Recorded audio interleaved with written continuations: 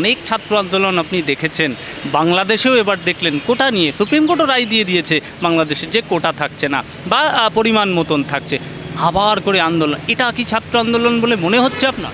কোনো সময়তেই ছাত্র আন্দোলন ছিল না। প্রথম দিকে ইস্যুটা হয়তো কোটার ছিল, কিন্তু বিষয়টা এখন পাকিস্তানের নাম আসছে। এই বিষয়ে আমার বলার খুব একটা এখতিয়ার নেই, ভারত সরকার এ বিষয়ে বলবেন। যে স্লোগানগুলো যেভাবে ব্যবহার করা হচ্ছে, ভারতের অ্যাম্বুলেন্স একদম এঁকে দেওয়া হচ্ছে, সেইগুলো কি? ভারতে যার মামার বাড়ি বাংলা ছাড়ো তাড়াতাড়ি, হাসিনার বাপের নাম হরে কৃষ্ণ হরে রাম, এই যে ধরনের কথা, এগুলো ছাত্র সংগঠনের হতে পারে না। এইটা মৌলবাদী সংগঠনরা পিছনে রয়েছে। জামাতে ইসলামী এবং তাদের ছাত্র সংগঠনকে ব্যান করা হয়েছে, কিন্তু তারা রয়েছে এবং হয়তো আমাদের নেবারিং কান্ট্রিজও রয়েছে, পাকিস্তান, চায়না। পাকিস্তানের রোল তো আমরা বারবার দেখেছি, চায়নার রোল বারবার দেখেছি। ইন্ডিয়াকে অশান্ত করা, বাংলাদেশ আমাদের বন্ধু, তাই বাংলাদেশকে অশান্ত করলে ভারতবর্ষ হয়তো অসুবিধায় পড়বে।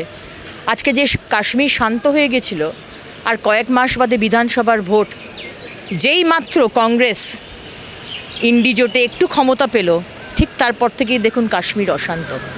তাই অশান্ত কারা করছে, কাদের সাথে হাত মিলিয়ে করছে, এগুলো ভারতবর্ষের মানুষ বুঝছে, বাংলার মানুষ বুঝছে। অখিলগিরির সম্পর্কে কিন্তু আমরা পরিষ্কারভাবে অনেক অভিযোগ দেখেছি এবং তাকে গাড়ি এবং পদ সবই পদত্যাগ করেছেন তিনি। এটা কি মনে হচ্ছে? চ্যালেঞ্জ করলেন মমতা ব্যানার্জিকে যে আমিও পারি? এখানে চ্যালেঞ্জ করার কিছু বিষয় নেই। ওনার তো, উনি বলছিলেন না যে ওই মহিলা ফরেস্ট ডিপার্টমেন্টের অফিসারকে যে চোখ নামিয়ে কথা বলুন, আমার তো মনে হয় যে অখিলগিরি চোখ নামিয়ে কথা বলা উচিত।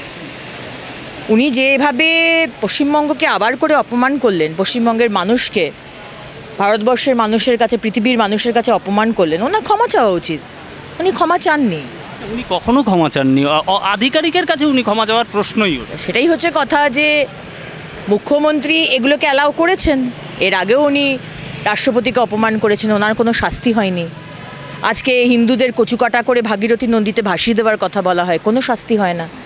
আজকে ধর্মান্তকরণের কথা বলা হয়, আমাদের দুর্ভাগ্য, আমরা হিন্দু জন্মেছি বলে, হিন্দু ধর্মে যে ইসলাম নিয়ে ধর্মেছে সে তার সৌভাগ্য। ধর্মান্তকরণের কথা বলছে, কোনো শাস্তি নেই। হিন্দুদের কচুকাটা করে ভাগীরথীতে ভাসিয়ে দাও, কোনো শাস্তি নেই। মুসলিম রাষ্ট্রের কথা বলা হচ্ছে, কোনো শাস্তি নেই। তো এইভাবে যদি মাথার ওপর নাচতে থাকে, তাহলে আশকারাটা তো আপনি দিয়েছেন মুখ্যমন্ত্রী। আজকে আপনি বলছেন যে তোমাকে মন্ত্রিত্ব ছেড়ে দিতে হবে, তাতে কি? তাতে ক্যাচ কলা, ওটা আপনার পার্টির বিষয়। ওনাকে অ্যারেস্ট করতে হবে, আইনি পদ্ধতিতে ওনাকে অ্যারেস্ট করুন, তবে বুঝবো আপনি মহিলাদের পাশে আছেন মুখ্যমন্ত্রী। মির্জাদি, এরকম তো বারবার হয় যে সবটা বিজেপির স্ট্যান্ড পয়েন্ট থাকে। এখন যদি অখিলগিরি হঠাৎ বিজেপিতে আসে, তখন স্ট্যান্ড পয়েন্ট বদলাবে না তো? স্ট্যান্ড পয়েন্ট কখনোই বদলায় না। আজকে বহু মানুষ আমাদের এখানে এসেছে, আমাদের স্ট্যান্ড পয়েন্ট বদলায়নি। আমরা বারবার একটা কথা বলি, লোকে বলে আমরা নাকি ওয়াশিং মেশিন, আপনারা নিয়ে নেন সবার দোষ ধুয়ে মুছে যায়। তা কিন্তু নয়। দলে আসতেই পারে লোক, কিন্তু তার যে কেস চলছে সেগুলো কিন্তু বন্ধ হয় না এক বিন্দু, সেগুলো কিন্তু তার মতোই চলে। সুতরাং এটা কখনো ভাববেন না আগামী দিনে তিনি আসবেন না তার বলার এখতিয়ার আমার নেই, আমার শীর্ষ নেতৃত্ব সেটা বলবেন।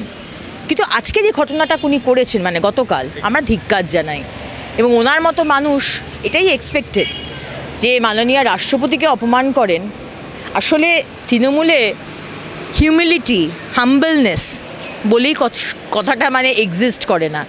তাদের যে ঔদ্ধত্য প্রতি মুহূর্তে, প্রতিটা এমএলএর কথাতে, বেশিরভাগ এমএলএর কথাতে সেটা ফুটে ওঠে। আপনি জানেন আমি কে, আপনি একজন বেয়াদব, আপনি একজন জানোয়ার। জানোয়ার তো আমি জানি না, আপনি কি নিজেকে জানোয়ার মনে করেন? সারা বাংলার মানুষ মনে করছে আপনি একজন জানোয়ার, যে আপনি একজন মহিলাকে এভাবে কথা বলছেন বাংলাতে, যার মুখ্যমন্ত্রী একজন মহিলা। সুতরাং এই আশকারাগুলো দিয়েছিলেন মুখ্যমন্ত্রী, তাকে হ্যান্ডেল করতে হবে, কিন্তু আমরা চাই তাকে অ্যারেস্ট করা হোক। আজকে মুখ্যমন্ত্রীর কথাও সে বলছে না, সে বলছে আমি ক্ষমা চাইব না। আমি আজ অবধি কারোর কাছে ক্ষমা চাইনি, আমি ক্ষমা চাইব না। আসলে ছোটোবেলা থেকে আমরা পড়েছিলাম না, যে গাছে যত ফল হয়, যে গাছ যত ফল দেয় সে তত ঝুঁকে। এদের ঝোঁকার কোনো কিছু এরা শেখায়, এদের দল এদের শেখায়নি। এদের মধ্যে কোনো হিউমিলিটি, কোনো হাম্বলনেস, এত ঔদ্ধত্য খারাপ ভাষায় কথা বলে, সেদিনকে আমরা দেখলাম পার্লামেন্টে আমাদের অ্যাডভোকেট টিএমসির কল্যাণবাবু কী ভাষায় কথা বললেন। সো এদের কাছ থেকে এটাই এক্সপেক্টেড। কিন্তু মন্ত্রিত্ব থেকে রিজাইন করলে হবে না, তাকে গ্রেপ্তার করতে হবে। মন্ত্রিত্ব নিয়ে নেওয়া তো সে তো পার্টির ব্যাপার, তাতে আমাদের কি, সাধারণ মানুষের কি? আইনি পদ্ধতিতে পুলিশকে দিয়ে তাকে গ্রেপ্তার করাতে হবে, আমাদের এটাই দাবি। অখিলের জন্য পদত্যাগ আর ফিরহাদ বা হুমায়ুনের জন্য কোনো রকম কথা নেই, চুপচাপ টিএমসি? অবশ্যই, যেটা তো আমি বললামই আপনার আগের প্রশ্নে, যে আজকে যে যা পারে বলে দিয়ে চলে যায়। আজকে কেন হিন্দুরা কোন ঠাসা বলুন তো? আজকে দুর্গাপুজোর নির্ঘণ্ট চেঞ্জ করা হয় কোনো এক সম্প্রদায়ের তাদের উৎসবের জন্য, কেন? আজকে রামনবমীর মিছিলে পারমিশন নিতে যেতে হয় আমাদের আদালতে, কেন? আজকে বাংলা ভাষা পড়ার জন্য মাস্টারমশাই চেয়ে তাদেরকে উর্দু ভাষার মাস্টারমশাই দিয়ে দেওয়ার জন্য আজকে রাজেশ তাপসকে গুলি খেতে হয়, কেন? আজকে প্যালেস্টাইনের পতাকা নিয়ে বিক্ষোভ করছে, অন্য রাজ্যে অ্যারেস্ট হয়েছে, আমাদের রাজ্যে অ্যারেস্ট হয় না, কেন? সুতরাং আমাদের এই প্রশ্ন, তোষামোদি করা, তোষণের রাজনীতি এত উপরে চলে গেছে, মাথার উপর দিয়ে এখন জল বইছে। তাই আমাদের আজকেরও যে প্রতিবাদ ছিল, সেটা উত্তরবঙ্গ বিভাজন নিয়ে নয়, উত্তরবঙ্গের মানুষকে বাঁচানোর জন্য ছিল। এবং এই সরকারে মুখ্যমন্ত্রী মহিলা, কিন্তু মহিলাদের এখানে অপমান করলেও তার কোনো শাস্তি হয় না। রাজ্যের আর্থিক নৈরাজ্য নিয়ে শ্বেতপত্র দাবি করছেন রাজ্যপাল। তিনি বলছেন পশ্চিমবঙ্গের আর্থিক নৈরাজ্য চলছে এবং রাজ্যের অর্থনীতি ভেঙে পড়েছে। অবশ্যই ভেঙে তো পড়েইছে। আজকে ডেটা যখন বলতে যাচ্ছি যে আনএমপ্লয়মেন্ট কত, আজকে আনএমপ্লয়মেন্ট সব থেকে বেশি পশ্চিমবঙ্গে, অনেক কম উত্তরপ্রদেশ, মধ্যপ্রদেশ, মহারাষ্ট্র, গুজরাট। আর যখন ফরেন ডাইরেক্ট ইনভেস্টমেন্টের কথা বলছি, অনেক বেশি ইনভেস্টমেন্ট আজকে মহারাষ্ট্রে, অনেক কম ইনভেস্টমেন্ট পশ্চিমবঙ্গে। আর আজকে এই ডেটা যখন দিচ্ছি, তখন চন্দ্রিমা ভট্টাচার্য মাননীয় মন্ত্রী বলছেন, আপনি এই ডেটা কেন দিচ্ছেন, আপনি টপিক থেকে বাইরে চলে গেছেন। টপিক থেকে বাইরে যাই কি করে বলুন তো? উত্তরবঙ্গের মানুষ তারা বলছে আমরা আলাদা জায়গা চাই। কেন বলছে? আজ যদি তাদেরকে আপনি ডেভেলপমেন্ট দিতেন, উন্নয়ন দিতেন, তারা কি আজকে এই কথাগুলো বলতো? আপনি উন্নয়ন দেননি, কেন দেননি? কারণ আপনার এখানে ইন্ডাস্ট্রি নেই, আপনার এখানে চাকরি নেই।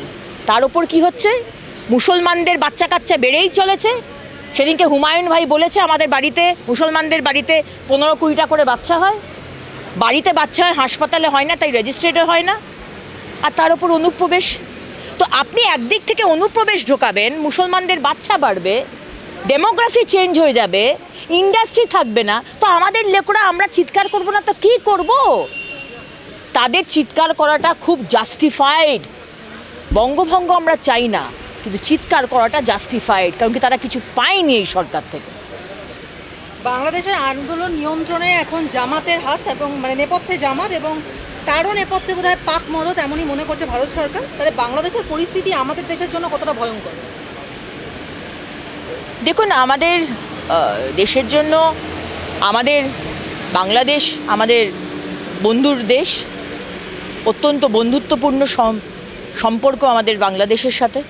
এবং জামাতে ইসলামী যে মৌলবাদী সংগঠন, যাকে ব্যান করা হয়েছে, বাংলাদেশ সরকার ব্যান করেছে, এবং তাদের ছাত্র সংগঠনকেও ব্যান করা হয়েছে, আজকে সেই বাংলাদেশে আবার গতকাল থেকে হিংসা শুরু হয়েছে। এবং এখানে তো আলাদা করে কিছু ভাববার বিষয় নয়, এখানে তো দেখতেই পেয়েছি যে পাকিস্তান কিভাবে টেররিস্টদের সমর্থন করে। আজকে কাশ্মীরে যে আমাদের কিছুদিনের মধ্যেই ইলেকশন হবে, এতদিন শান্ত ছিল, যেই ইন্ডি জোটের সরকার বিরোধী হলো, যেই কংগ্রেস একটু ক্ষমতা পেল, সঙ্গে সঙ্গে কাশ্মীরকে অশান্ত করা শুরু হলো। তো এখানে পাকিস্তানের হাত, চায়নার হাত এবং মৌলবাদী সংগঠনগুলোর হাত, জামাতে ইসলামীর হাত রয়েছে। এটা তো খুব একটা বুদ্ধি লাগে না এটাকে সাইফার করতে আর কি। প্রতি মাসের 16 তারিখে রাজ্যে পালিত হবে খেলা দিবস, এবং এই জন্য প্রত্যেকটি অনুমোদনপ্রাপ্ত ক্লাবকে 15,000 টাকা করে অনুদান দিচ্ছে রাজ্য সরকার। কি বলবেন? কেন আমরা এর বিরোধিতা করি? দেখুন, কেন আমরা এই কথাগুলো বলছি, যে আজকে অনুপ্রবেশকারীদের ঢোকানো হচ্ছে, 72টা চেকপোস্টে জমি দেওয়ার কথা, সেই জমি বিএসএফকে দেওয়া হচ্ছে না, বারবার মমতা ব্যানার্জিকে বলা সত্ত্বেও। কেন দেওয়া হচ্ছে না? কারণ সেই ফেন্সিং যদি না হয় তাহলে আরামসে অনুপ্রবেশকারীরা পশ্চিমবঙ্গে ঢুকবে, বাংলাদেশিরা ঢুকবে, রোহিঙ্গারা ঢুকবে, এবং তাদের ভোট ব্যাংকের খাতিরে আজকে মুখ্যমন্ত্রী আবার করে তার দলকে জেতাবে। আর এই যে বিষয়টা হচ্ছে, কি বলে জানা কোয়েশ্চেনটা আমি ভুলে গেলাম। খেলা দিবসে আজকে এই যে বললাম রামনবমীর মিছিলের জন্য আদালতে যেতে হচ্ছে, এই যে তোষণের রাজনীতি, দুর্গা পুজোর নির্ঘণ্ট চেঞ্জ করে দেওয়া, সরস্বতী পুজো সরকারি স্কুলে হবে না, এই যে তোষণের রাজনীতি, কাকে মেসেজ দিতে চাইছেন, কাদেরকে মুখ্যমন্ত্রী মেসেজ দিচ্ছেন, এইগুলো বন্ধ হওয়া দরকার। কিন্তু আমরা কি দেখছি, 16ই আগস্ট যে দিনে ডাইরেক্ট অ্যাকশন ডে, যেখানে হাজার হাজার হিন্দুদের হত্যা করা হয়েছিল আজকে কলকাতা শহরে, আজকে সেই ডাইরেক্ট অ্যাকশন ডের দিনে খেলা হবে নাম করে আজকে ক্লাবগুলোকে টাকা দেওয়া হচ্ছে 15,000 টাকা। তাহলে ভেবে দেখুন যে মমতা ব্যানার্জির সরকারের তোষণের রাজনীতি কোথায় গেছে।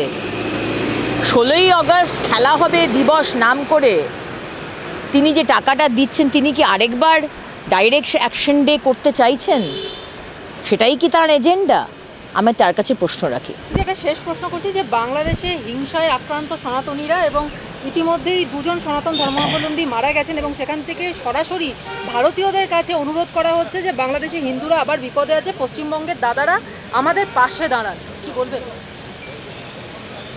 খুবই চিন্তার বিষয়। গতকাল থেকে আবার অশান্ত হচ্ছে বাংলাদেশ, এবং প্রচুর হিন্দুদের ওপর আক্রমণ আসছে, মন্দিরে আক্রমণ আসছে। ভারত সরকার রয়েছেন, ভারত সরকার সেটা নিয়ে কথা বলবেন, আমার এখানে বলার কোনো এখতিয়ার নেই। আমি শুধু চাই যে শান্তি ফিরে আসুক বাংলাদেশে, সমস্ত মানুষ বাংলাদেশের তারা শান্তিতে থাকুক, এবং জামাত ইসলামী যে মৌলবাদী সংগঠন এবং তাদের ছাত্র সংগঠন যারা এই অশান্তির পিছনে রয়েছে, তাদেরকে যদিও বা ব্যান করা হয়েছে, কিন্তু এখনও অবধি তারা বলা হচ্ছে পাকিস্তানের সাহায্যে, চায়নার সাহায্যে তারা এই টেরোরিজম চালিয়ে যাচ্ছে। এবং পাকিস্তানের রোল তো আমরা বারবার দেখতেই পেয়েছি যে তারা নিজেরা তাদের খেতে পাচ্ছে না, অথচ কাশ্মীর, যে কাশ্মীর ঠান্ডা হয়ে গেছিলো, আজকে সেই কাশ্মীর আবার অশান্ত করার চেষ্টা করা হচ্ছে ঠিক ভোটের আগে, বিধানসভা ভোটের আগে। সুতরাং আমার এখানে বিশেষ কিছু বলার নেই, ভারত সরকার এই কথাটি বলে, আমার বলার এখতিয়ার নেই।